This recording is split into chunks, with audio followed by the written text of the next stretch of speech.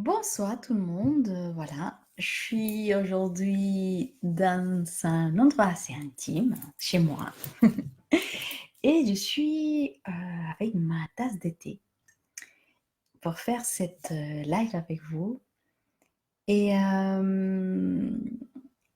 je ne sais pas si vous savez des petites, rituels pour préparer votre soirée, pour préparer, cet, espace à vous, donc moi j'ai une petite tasse de thé qui s'était donnée par une amie, je ne sais pas s'il a elle arrive à reconnaître, donc bonjour ma copine et j'ai décidé de prendre cette tasse de thé avec gingembre et del citron. Hem, Aujourd'hui, comme chaque 15 jours, on va faire un live, en parlant un peu sur mon activité et j'ai pas amené, des amis. Bonjour François et mon idée, c'est aujourd'hui parler de comment transformer ta vie à travers le mouvement. Parce que, c'est vrai que parler de mon activité, c'était vraiment une découverte, mais par rapport à ça, je vais parler un peu ce que je faisais avant. Je suis danseuse déjà à la base, je travaillais beaucoup avec, la danse, plutôt traditionnelle colombienne et pendant des années, la danse pour moi, c'était une source d'inspiration, une source de libération, une source des joies, d'amusement, de liberté, de tranquillité et je voyais que quand je faisais ça, ça me donnait une impulsion pour faire des choses, pour vivre des choses.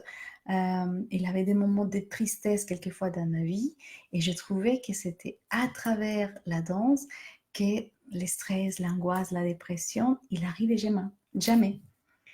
Mais je n'étais pas consciente de tout ce que je vivais, jusqu'à qu'effectivement arrivent des situations un peu désagréables et grâce au mouvement, ça me permettait de sortir et une des premières choses que ça m'arrivait dans la vie, c'est que, j'ai, vécu beaucoup des aphonies et j'ai perdu ma voix. J'étais sans voix, sans absolument rien, je pouvais même pas parler, rien du tout. Et c'était drôle parce que quand on parle pas, il faut que tu trouves des autres ressources pour exprimer ce que tu sens. Et c'était pas un aphonie, vraiment, quelquefois, c'était zéro. Et, et je voyais que chaque fois que j'exprimais mes émotions, c'était drôle. Pas simplement mes émotions, mais exprimer avec mon corps ce que je sentais, cette douleur, cette angoisse. Et dans mon travail à moi en Colombie, si je fais un peu la traduction en français, ça devrait appeler comme psychologie sociale. Donc, je dois parler tout le temps. Et en plus, je parle tout le temps. Et, et ça, c'était drôle parce que c'était un peu mon première expérience d'exprimer mon corps, exprimer quelque chose que je ne pouvais pas dire. Et dans mon bureau, il y avait plusieurs personnes qui venaient avec beaucoup de stress, des stress assez extrêmes en soi parce que son employeur ne les permettait pas de se sentir bien ou parce que son travail, c'était pas son épanouissement, c'est parce que c'était pas ça ce qu'il voulait. Des personnes en état de stress plus extrême. Mais en Colombie, par exemple, on ne connaît pas les burn-out. Je découvre ces mots ici en France et que c'est pareil ce que les gens vivaient. Pour moi, c'était des états de stress extrêmes, des personnes qui venaient dans mon bureau pour des dépressions, des personnes qui sont perdues sa vitalité. Ils souhaitaient absolument rien. Pratiquement, ils ont vécu des vies. Je travaillais dans des hôpitaux, donc quelquefois, euh, ça perdait cette envie de vivre, cette envie de se sentir heureux, cette envie de profiter, de sortir, de partager avec les gens. Et des personnes qui disaient: «Je me sens plus productive du tout, je j'ai plus envie de faire» et qu'il avait du mal à l'exprimer. Il avait du mal à manifester tout ce qu'il vivait autour de soi. Et un jour, j'ai créé un atelier plutôt des paroles et c'était drôle parce que, au début, je dis: «Je vais mettre la musique et on verra qu'est-ce que ça donne», juste pour donner la bienvenue aux personnes et faire le groupe. Et ça est devenu une fête, en fait. Ça est devenu quelque chose de drôle et je voyais que chaque personne, à travers ce qu'elle vivait, sortait avec un état plus heureux, plus tranquille, plus détendu. Il avait plus un sens de se sentait bien dans son corps en disant: «Je me sens super bien», moins stressé et j'ai répété cette expérience plusieurs fois. À l'époque, je n'avais aucune connaissance, de l'art-thérapie, j'ai connu bien après, mais chaque fois, les personnes venaient à mon bureau, après individuellement, ils me disaient, «Je me sens plus productive, je me sens plus confiant, je me sens plus heureux, je plus envie de faire quelque chose, c'est quand le prochain atelier? J'arrive à parler plus, j'arrive à» ils ont trouvé un espace à eux pour exprimer d'autres manières et se rencontrer à soi-même pour après l'exprimer de manière verbale. C'est assez curieux, mais je n'arrivais pas à comprendre pourquoi ça faisait cette situation. Santé!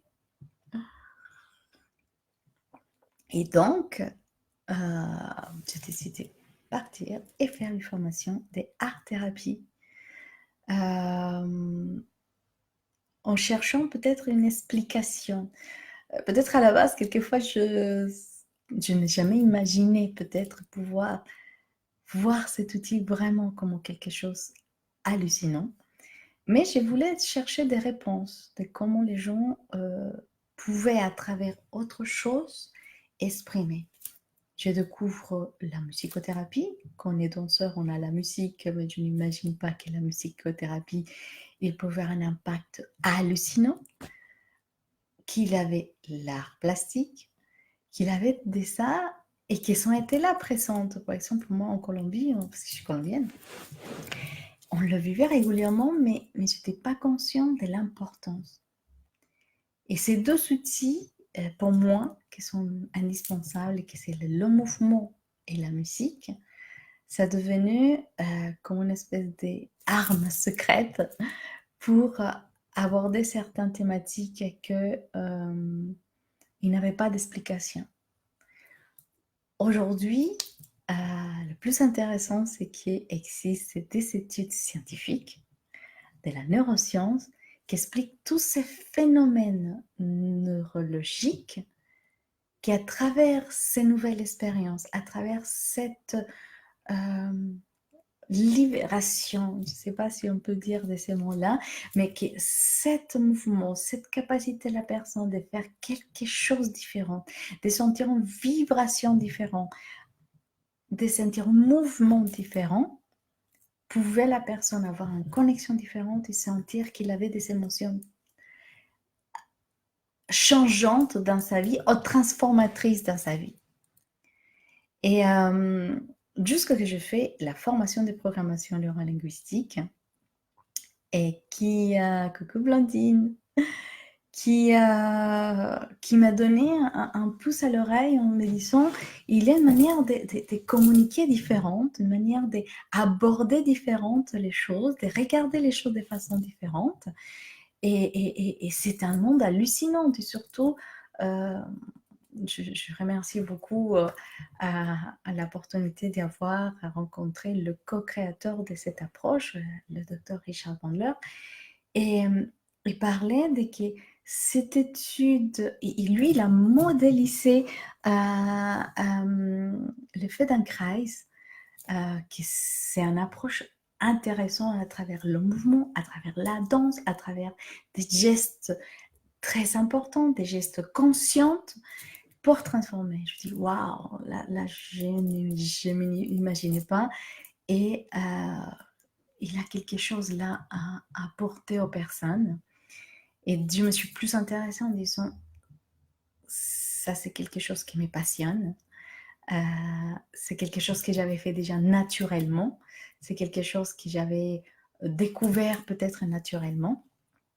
Mais que quand vous mettez en étude des neurosciences qui parlent de ces transformations neuronales qu'il a dans ton corps quand il a la musique, quand il a le mouvement et des autres arts, parce que je ne peux pas laisser à côté les autres arts euh, qui participent, dans lequel il améliore la créativité, améliore la mémoire.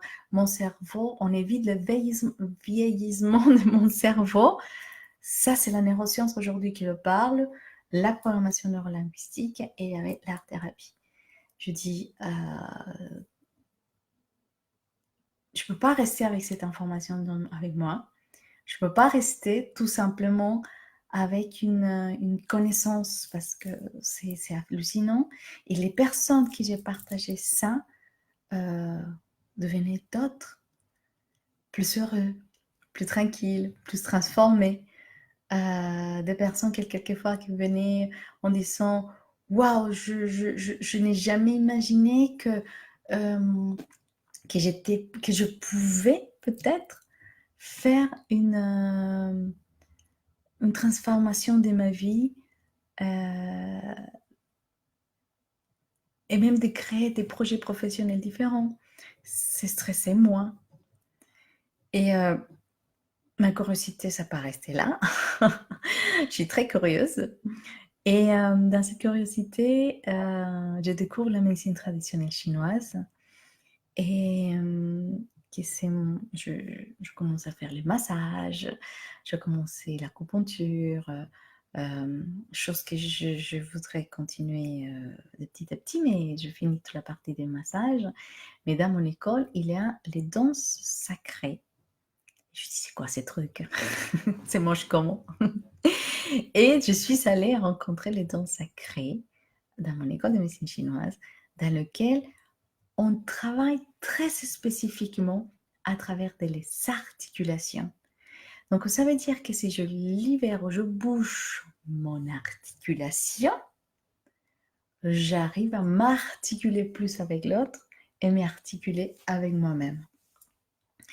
Et en plus, eux, ils travaillaient aussi avec la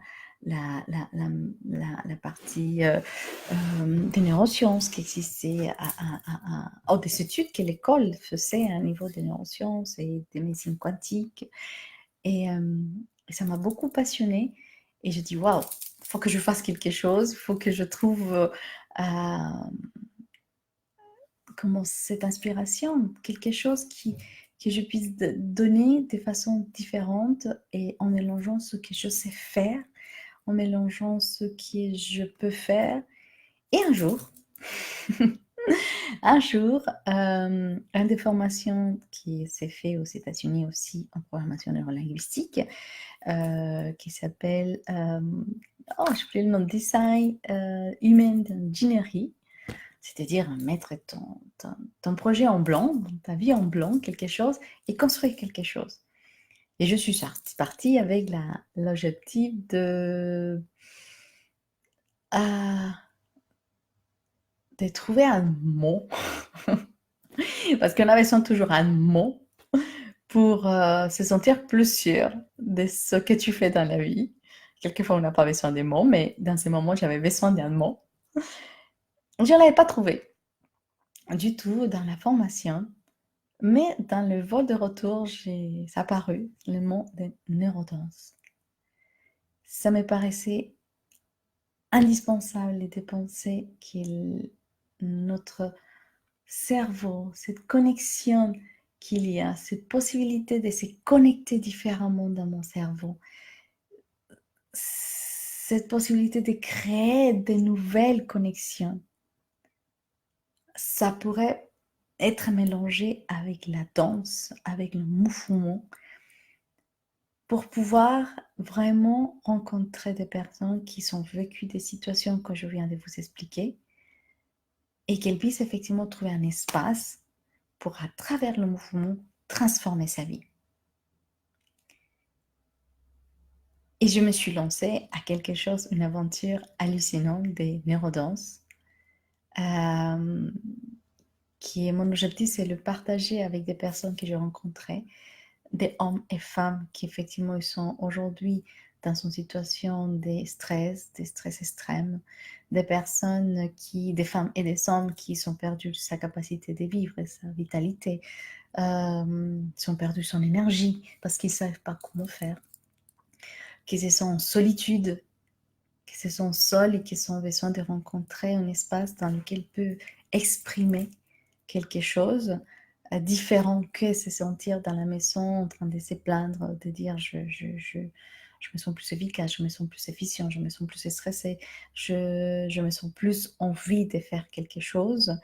J'ai plus de créativité, j'arrive à mon travail, je suis devenue une machine de faire les mêmes choses, mais la créativité, ça a perdu.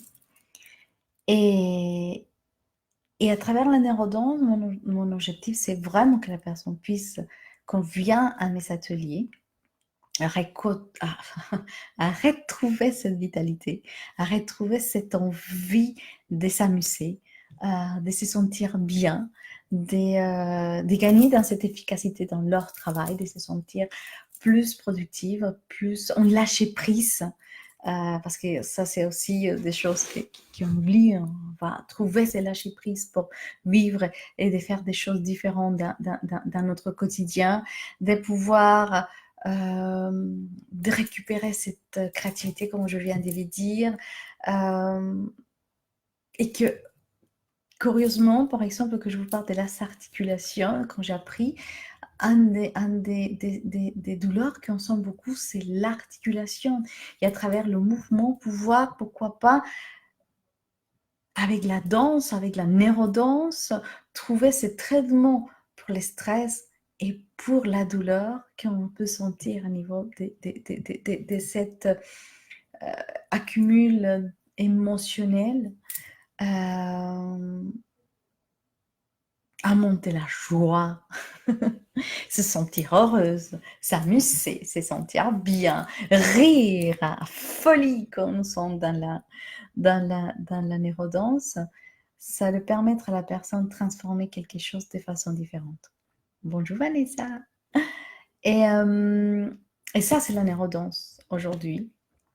Et je fais ce travail pour l'instant à Lausanne, dans un atelier laboratoire, comment je le nomme. Ça va trouver autre chose, mais c'est un peu de créativité, quelque chose, en 2 heures, que la personne puisse trouver cet élan. Mais en même temps, à côté,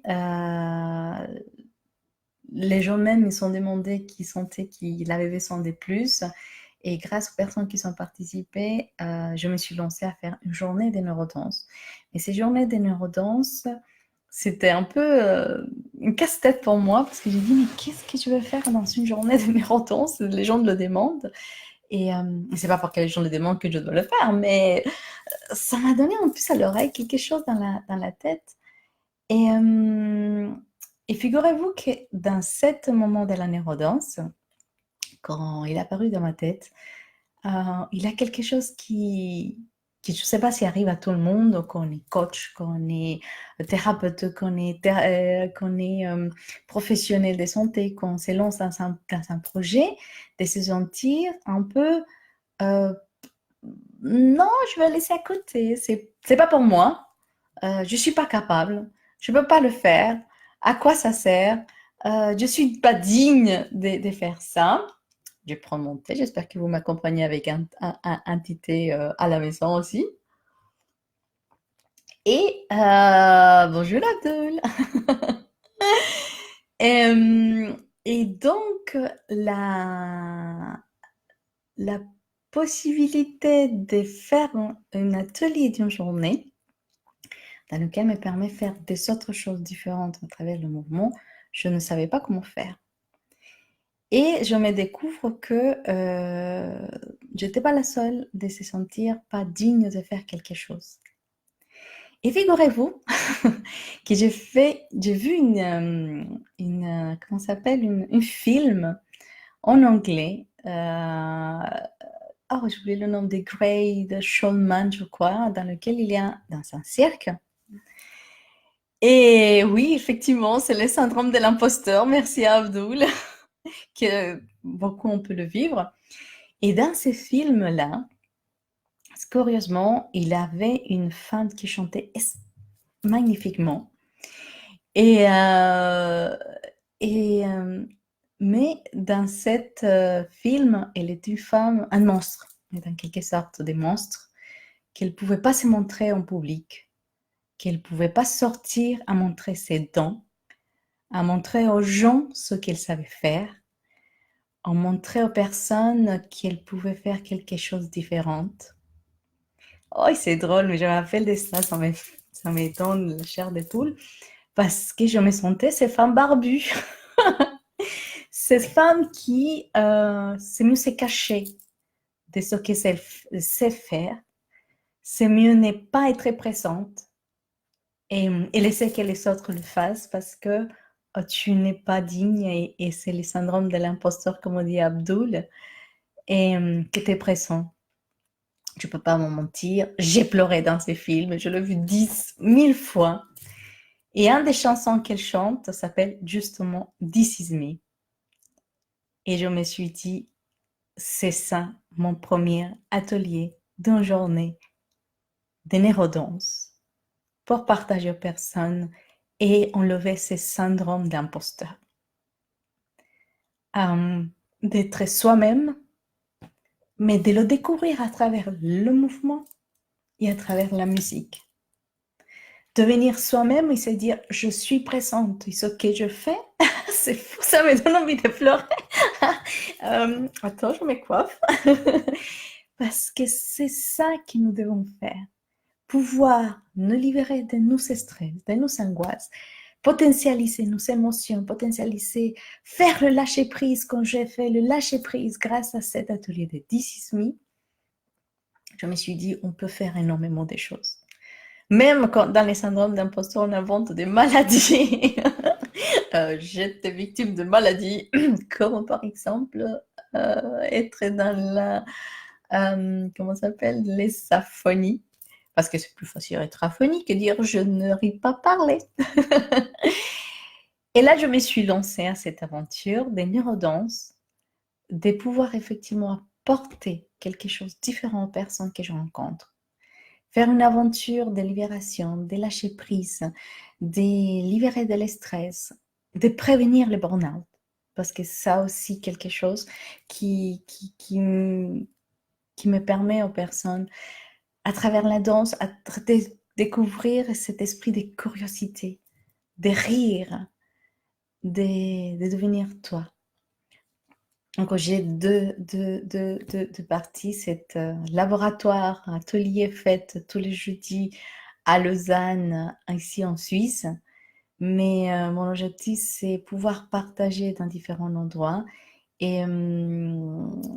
Et là, aujourd'hui, je suis invitée pour le 7 mars à Lyon, à amener la neurodance, pas partager autre personne, mais ces neurodanses, c'est le This Is Me. Accompagner la personne pour que ces syndromes de l'imposteur, que ça peut être présente, on puisse le voir d'un autre angle et on peut se libérer.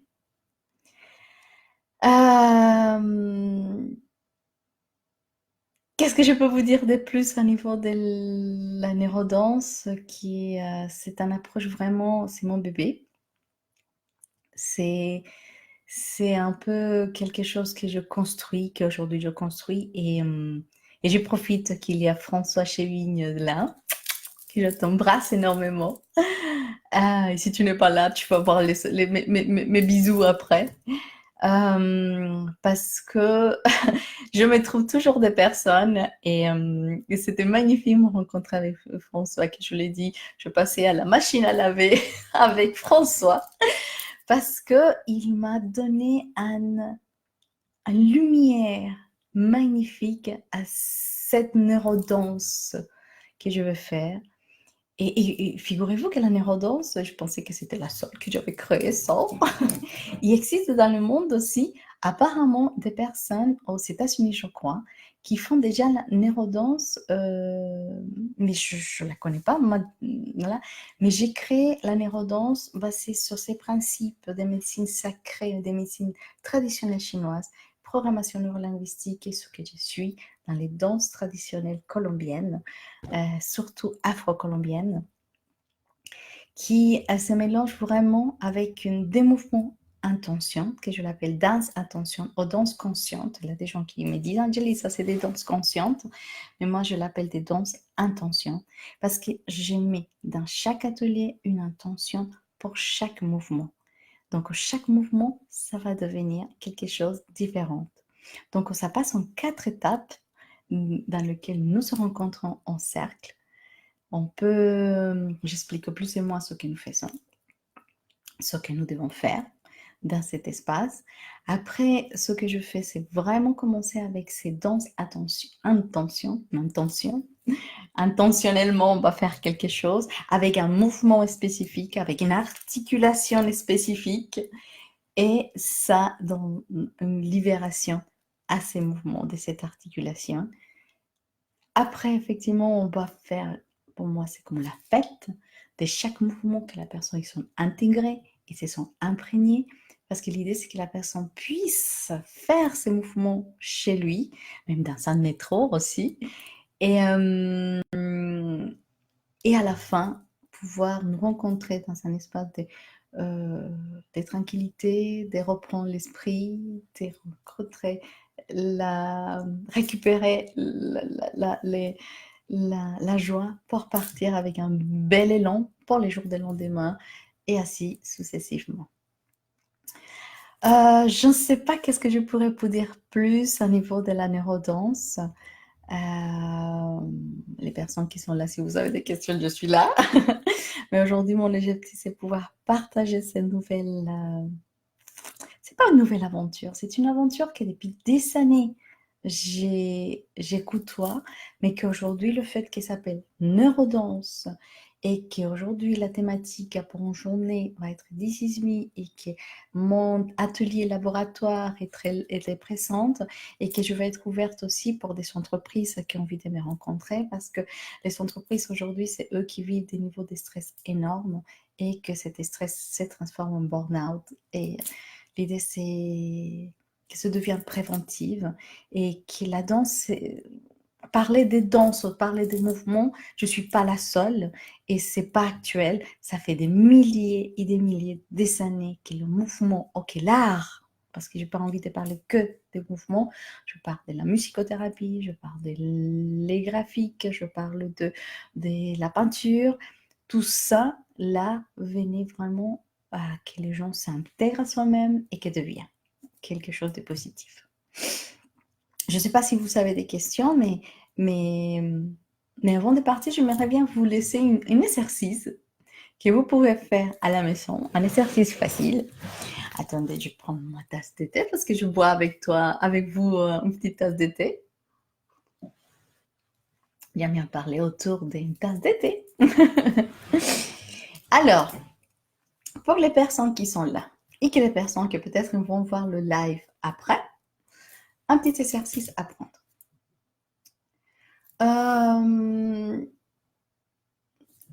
Chaque fois que nous sommes dans un niveau de stress, à un des articulations, parce qu'il y a plusieurs, mais là je peux pas danser avec vous, mais il y a une articulation qui est toujours, on a mal, que c'est pas ici, les cervicales. Enfin, qui les gens m'accompagnent et qui n'a pas eu de problèmes dans les cervicales, en disant, j'ai un peu fatigué ici, j'ai mal ici, j'aimerais bien que quelqu'un me fasse un petit massage. Et comme c'est des danses intentions, peut-être que je ne mettrai pas la musique, mais déjà, d'abord, intégrer le mouvement et après, vous pouvez mettre la musique et je pourrais vous partager une musique. Je peux la chercher. Donc, c'est cervical généralement, ça me fait mal parce que c'est très joli cette partie-là, je l'adore de plus parce qu'on peut imaginer que c'est un pont entre mon cerveau et ce qu'il y a en bas et surtout ce qu'il y a ici, qui sont mes émotions. Et comme mes cervicales me font mal, ça veut dire qu'on a oublié la connexion entre le mental et mes sentir. Et il ne passe pas le sentimental et le mental senti. Et c'est pour ça qu'on a un peu des difficultés dans les cervicales. Un des causes, on va dire comme ça. Donc, un des mouvements, c'est, on est spécialiste à nous dire des mensonges, n'est-ce pas?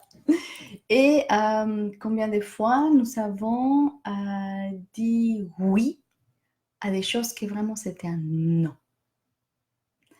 Et on a resté avec cette sensation de j'ai dû dire non, j'ai dû dire non, j'ai dû dire non. Et finalement, je dis un oui, je me suis soumis ou j'ai accepté des choses qui n'étaient pas correctes. Et si j'imagine ces situations que vous avez dit oui, et si vraiment vous faites un non, si vous êtes à la maison, faites ce mouvement. Juste pensez à ces moments, pensez à ces situations, et vous dites non. C'est beau? Et le contraire, combien nous avons dit non à quelque chose que c'est un grand oui. Moi, j'adore beaucoup la glace à la coco. Et quelquefois, je dis non, mais je vais pouvoir dire oui parce que c'est mon préféré. Donc, imaginez-vous quelque chose, une seule chose à la maison et dites un oui, vraiment assez oui que vous avez envie de faire. Mais dans la vie, il n'y a pas de noir et ni blanc. Et donc, il a le peut-être. Peut-être oui, peut-être pas. Et on doit se donner cette autorisation de dire peut-être. Parce qu'on croit que tout le temps on doit dire oui et tout le temps on doit dire non. Il y a des moments que vous avez besoin de réfléchir. Vous avez besoin de penser à autre chose. Et le plus joli que j'adore, c'est celui-là que je me dis je m'en fous. Et cet exercice, c'est juste je m'en fous. Et pensez à quelque chose que vous vous foutez carrément. Donc, ce mouvement d'un oui, un non, un peut-être et un je m'en fous. Et si on fait de la musique, alors je vais chercher une chanson que j'avais pas pensé faire cet exercice, à sortir comme ça toute seule. Alors, si je trouve une chanson assez calme, assez tranquille, assez amusant, oui, son de musique. Alors, on va mettre celui-là tout simplement. Je ne sais pas si vous arrivez à l'entendre, mais peut-être que vous pouvez danser un petit moment avec moi dès là où vous êtes. On va voir. Je ne sais pas si vous entendez la musique. Et si on fait doucement un oui, un non et un peut-être. Et je m'en fous. J'espère que vous entendez la musique. Et non. Et peut-être. Et je m'en fous. Et oui. Et non. Et peut-être. Voilà, je vous partage un petit mouvement avec danse intention, parce que la danse va avoir une intention spécifique. Et c'est comme ça la neurodanse. La neurodanse va toucher un moment pour vous sentir bien, pour vous sentir différente, pour vous libérer et prévenir des problèmes plus importants, en parlant des burn-out, des solitudes. Voilà, je ne sais pas si les personnes qui sont là, ils ne sont pas des questions, mais pour l'instant, de vous dire que je serai à Lyon le 7 mars avec une amie qui s'appelle Hélène Lijoise, dans laquelle j'allais voir plein bisous aussi, plein bisous. Je mettrai en bas les liens pour que vous puissiez vous inscrire à cet atelier des neurodanse et comme dit Abdul, vraiment pouvoir travailler sur ces syndromes de l'imposteur à travers le mouvement et à travers la danse. Et ici, à Lausanne, ben, avec mon atelier laboratoire ou atelier créatif ou atelier quelque chose qui nous permet de nous vraiment trouver à soi-même, avoir confiance en soi-même, marcher avec un autre pied, danser avec un autre pied et faire que la vie soit la danse. La vie, c'est une danse. Et si on le voit avec ces points de vue, peut-être on pourrait voir les choses de façon différente. À qui est dirigé cet atelier? Vraiment avec des hommes et femmes de 35-40 ans à 60 ans,